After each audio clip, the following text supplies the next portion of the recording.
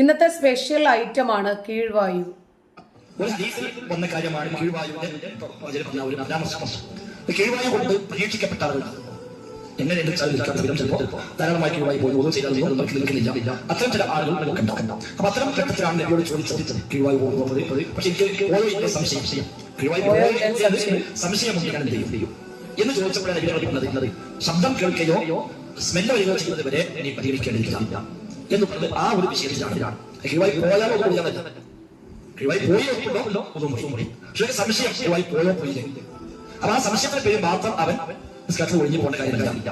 അപ്പൊ പോയോ ഇങ്ങനെ ഉറപ്പിക്കാൻ രണ്ട് മാർഗ്ഗമാണ്. സ്മെല്ല് ഉണ്ടാവും,